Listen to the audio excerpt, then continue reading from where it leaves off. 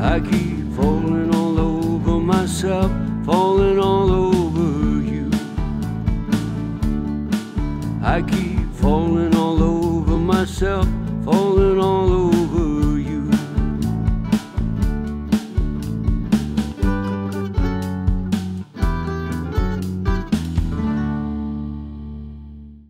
Hello, I am Mary Jo Gruber with Actors Entertainment, and welcome to Sidebeat Music. Today we are going to be speaking with an up-and-coming singer-songwriter who I happen to have known for a very, very long time. I actually just got to see his show recently, and it was phenomenal. Please welcome John Michael Ferrari. Welcome to Sidebeat Music, John Ferrari. Thank you. It's good to be here at Sidebeat Music. Sidebeat Music on Actors Entertainment.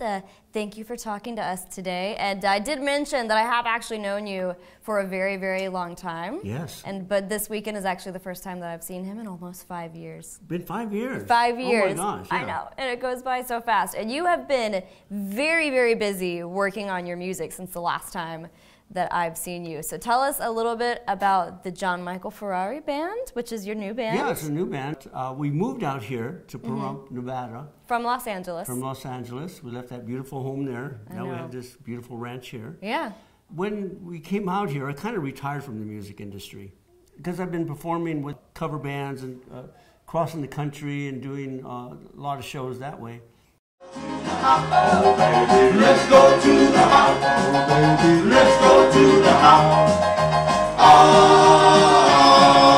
let's go to the house. And I came home one day and I told Pepper I was done.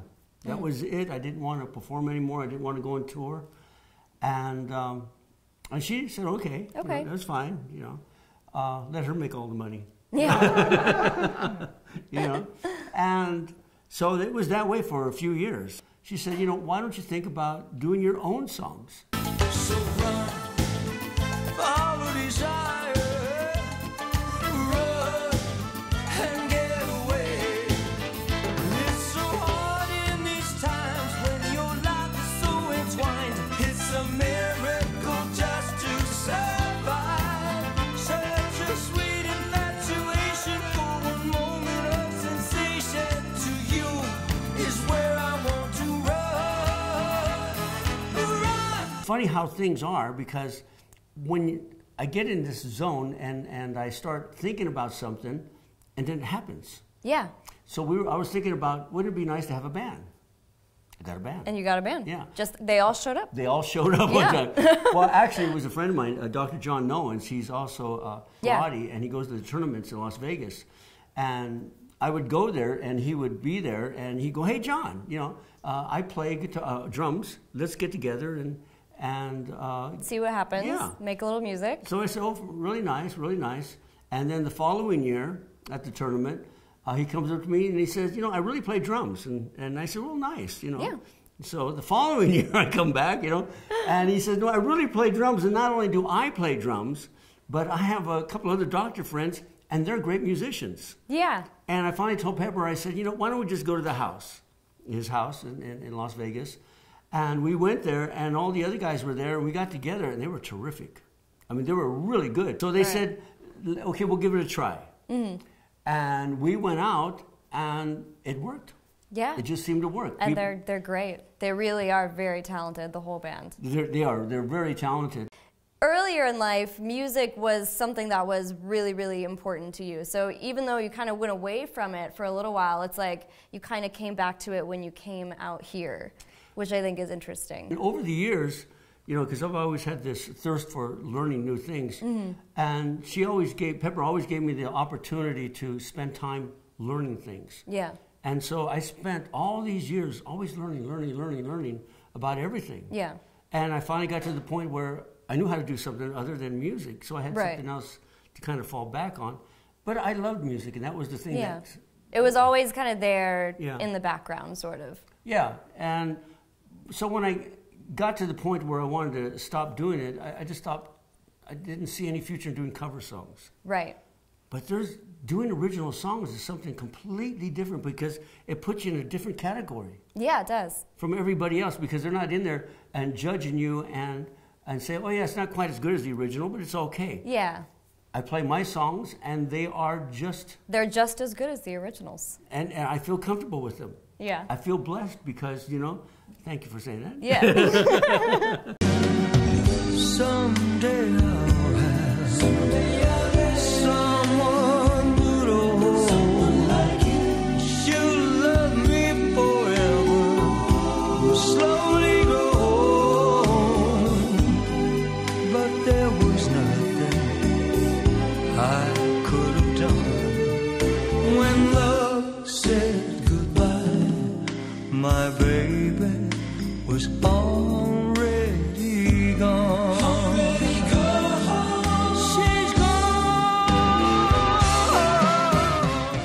And what I think is really great about most of your songs too is that they're not really like specific to one genre. They're not country, they're not like really gospel, they're not really rock. They're kind of this like nice mix of a lot of different things, which I think resonates with people from, you know, different walks of life and different backgrounds. So when you start working on a song, does it start with an idea of how you want the song to go, or is it maybe a melody that you get and you start thinking, I want to put something together with this? Where does that inspiration usually come from? I get inspired by people, situations that I'm in or see, and I just sit down with either the piano or the guitar, and I'm not sure what I'm going to do. I don't know if it's going to be a country vein or kind of a blues or a jazz. I have no idea. And I'll just sit there, and once in a while Pepper looks at me, she says, "You wrote this?" And I said, "Yeah." Are you sure? Are you sure? You know? And I'll tell you why. Because I feel a lot of what I do is beyond my ability. Yeah. I just know that I don't have that kind of ability to do the things that I do without God. Yeah. Inspiring me and giving me all those gifts. And I work at writing songs, and I sit there, but every once in a while I tap in, and it's like he gives me all these things. The ideas just come. He just gives me this and that, and then always, oh my gosh. Yeah. You see what you can do. It doesn't come easy all the time. It doesn't always come easy. And when I work at it, and then he'll come in, okay, I'll help you out a little bit. You know? And he gives me things, and it's a phenomenal thing. Absolutely. And we said before that the songs are really, they work in a lot of different genres, and you're actually starting to get a lot of radio play now, which is very exciting. And what's interesting is that you're getting it on different types of stations. You're getting some play on the country stations, you're even getting some play on the gospel stations. Well, you know, it's funny because Pepper does a lot of work. I mean, a lot of this would never happen if it wasn't for her, because I write the songs, and if it wasn't for her, they would stay right here on the ranch, you know. But we have a little recording studio and everything, and I record them, and then she takes them and she does all the things with it. But you know what? I feel God has a purpose, so I don't worry about it. Yeah. Things just happen, opportunities just come along. Yeah. We meet the right people, and it projects us into a direction that he has planned for us. Yeah. I don't worry about if it's going to be successful or not. I did what I had to do. I handed it over to Pepper, and I feel that it will motivate the way God wants it to go. Yeah. So one of the songs that you actually did in your younger days, inspired by your time in Vietnam. So why don't you tell us a little bit about how that started? I started playing guitar at a very early age, and of course in high school had bands. But when I went into the military, I had an experience on the first time we were out on a patrol, and it was a harrowing experience, very frightening, and I wrote a song about that. It's called Dust Off. A dust off is the helicopter that comes in and picks up the wounded or the dead. And I wrote about that particular night, and the song starts off, got a bullet in my side, but you know I can't die because my girl would be sad, you know. Yeah. But you know, that's a way to start a song. Yeah. It's a cute song, yeah. You know. But I wrote that, and I played the military bases for a while, but that's not what I wanted to do. I wanted to get back with my unit and do what I was supposed to do.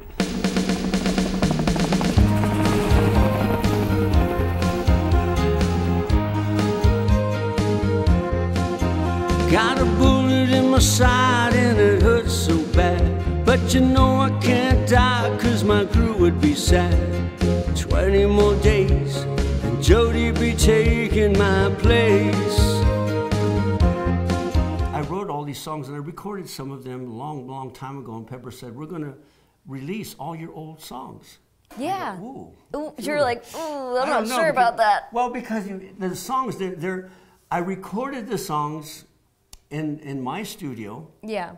And what I knew how to do, and some of it was okay, some of it was all right. And I remember a couple of songs, I got up in the morning and I laid down the track and I never changed it. Yeah, never edited. I never meant it to go out like that, but yeah. she said, all the songs you got are going out. And I go, oh my gosh, you know. And I said, okay, just do it. But they're out there. Yeah. You know, she said the early years of John Michael Ferrari. And they're interesting songs.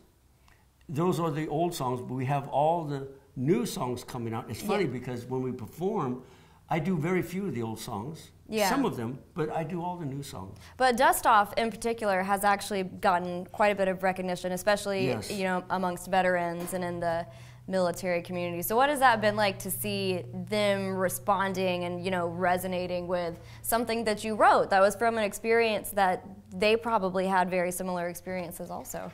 It's amazing to see how things just take off in a direction. And it's surprising to me because I never thought of myself as a writer.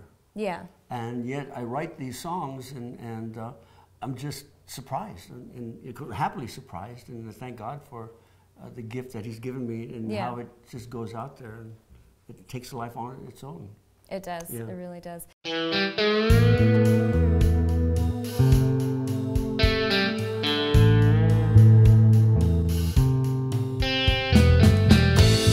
I've been in love with you for such a long time, and I wonder how it would be to hold you so tight.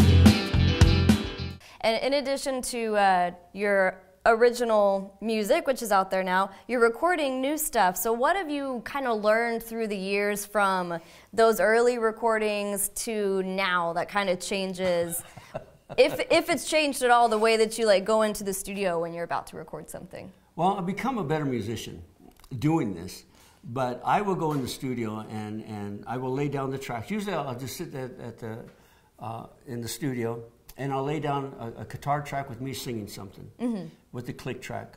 And then I'll go back and I'll add a drum with it, and then I'll add the bass, and it just takes on a life of its own, and I'll put this whole thing together, and then Pepper will come in and she'll go, ooh.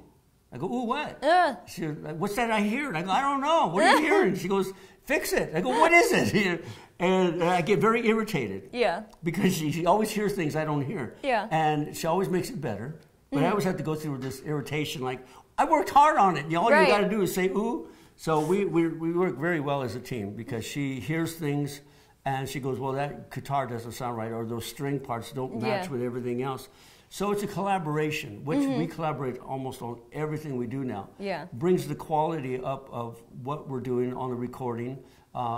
We have people we can go to for advice on how to record better. Yeah. And when you're competing against the big companies, it's difficult. Yeah. So I don't compete. I just try to do the best that I can in my home studio. Right. So what you hear, is me in my studio, and it hasn't been, fixed up by a bunch of other people. It hasn't been auto-tuned or anything like that. It's just the. I try to sit there and I record it all the time, all the way through, and it may not be perfect, but I feel like it has a good feel to it. Yeah. And I'll go with that.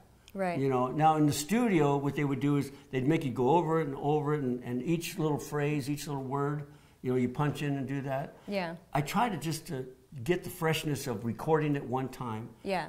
And if I really like it and there's something that's bothering me, I'll go back and I'll punch in once or twice. But I try to make it one unique recording. So when people listen to the recordings and then maybe they decide they want to go see you live somewhere, they kind of already know that you're going to sound just as good live as you do in the studio because it hasn't been tampered with and processed and all. Another thing that you do that is a big part of your life and always has been is you do a lot of things for the young people, for teenagers, especially. Maybe because you're also a bit of a kid in your own Yeah. heart still. Yeah. But so why has that always been such an important thing for you to be writing songs that deal with issues that a lot of teenagers are dealing with and that type of thing? Well, it wasn't something I planned. It wasn't something that I had any idea that I was ever going to go in that direction. Yeah.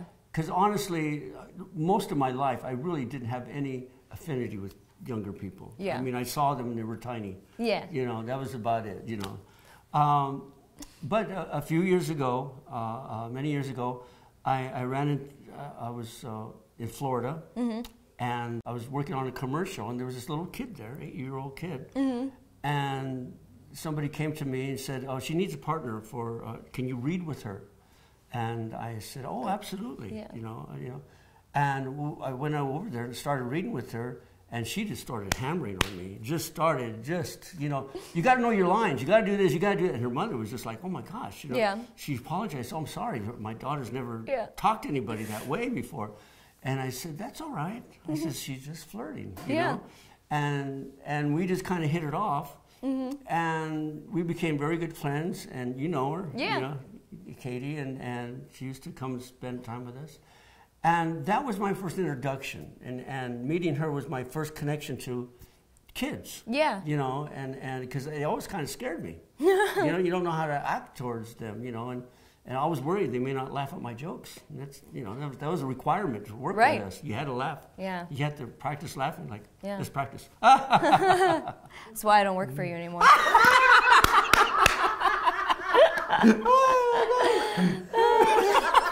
Slap me around. I want you. No, but so you did some really great stuff with Katie Yeah. back in the day. Enchanting whirling spell that Mona Lisa smile.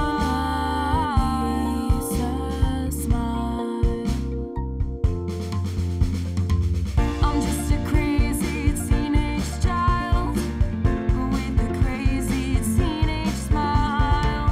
I like to look in a friendly way, brighten up everybody's day. Oh, it's true, it's true. Oh, yes, it's true. It's that sly, come hither stare. I do it very well. Alluring, a mystic glare, that Mona Lisa smile. An innocence of surprise.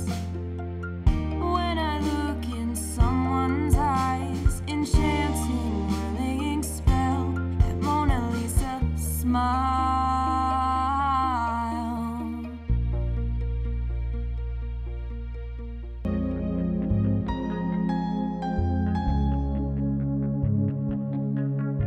Two a.m. in the morning, sitting in my room, thinking about the things you said, wondering what you'll do about a conversation. You cut yourself so deep. I feel the pain you're hiding in the words you speak. Don't fall between the daylight into no self-respect. Don't cut yourself so deeply. Leave the stripes where they're at and cry and cry. Just cry.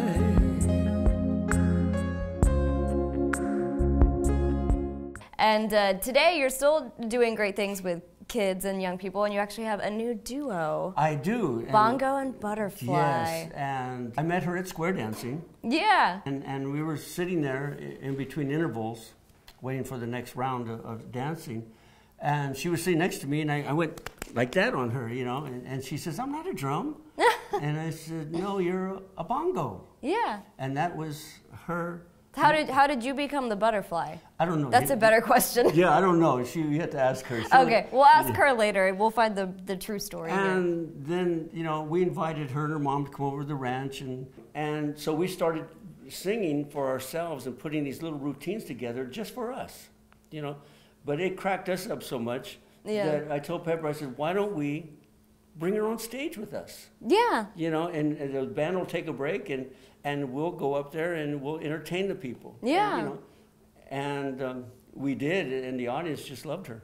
And now we're going to talk with Miss Madison Devoid. Thank you for joining us today, also known as Bongo. Yes. Of Bongo and Butterfly. So if Johnny tells me correctly, he met you square dancing. Yes. And he actually came up to you and did the drums on your leg. Yes, and I'm just like, what do you do?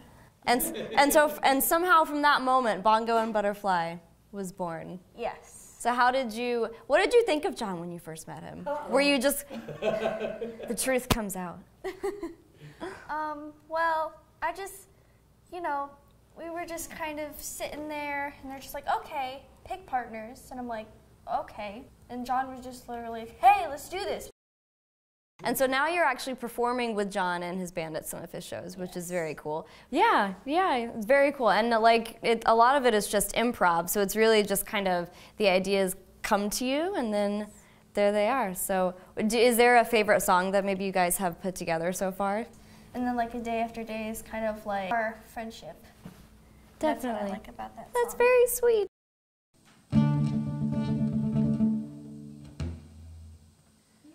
Okay, we'll count down.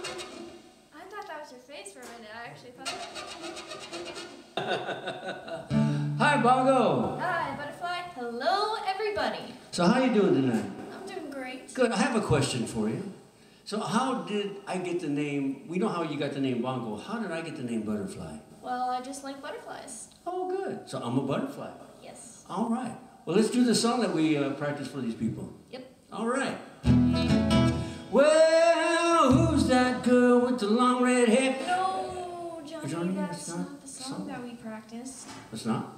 No. What's the song we practiced? You know the one that goes day after day. Ooh, yes. I got it. I got it, Bongo. Yeah. Day after day, I look for things to say. Day after day, I look for things to say. Day after day, I look for things to say to make your life better. 'Cause you're my best friend. Until the very end. I love your smile. I've had it for a while. We'll never part. Unless I walk my dog to the park. To the park. Nice. Oh, thank you. Day after day, I look for things to say.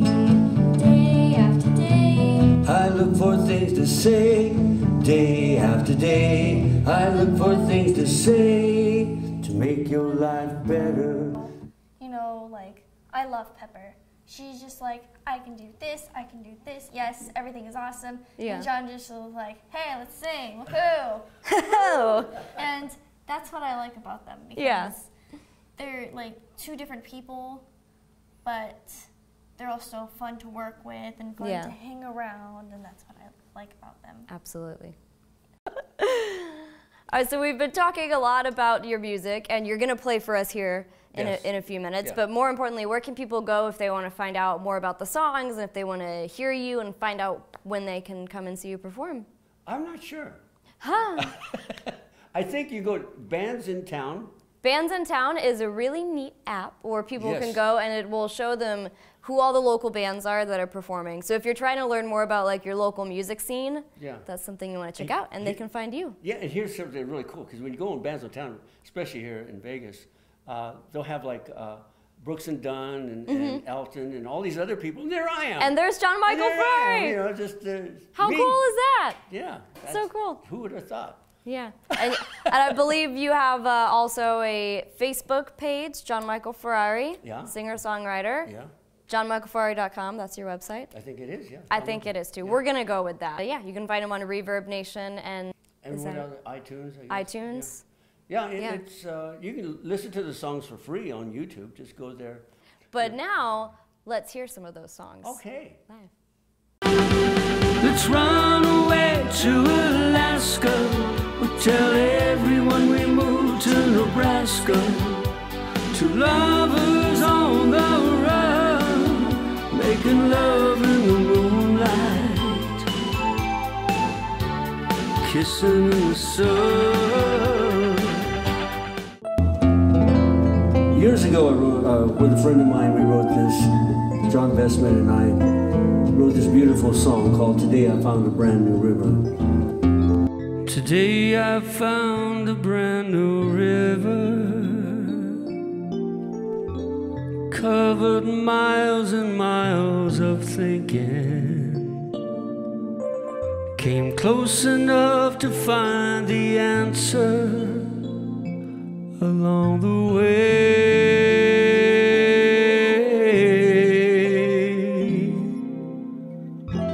Turning round and finding no one,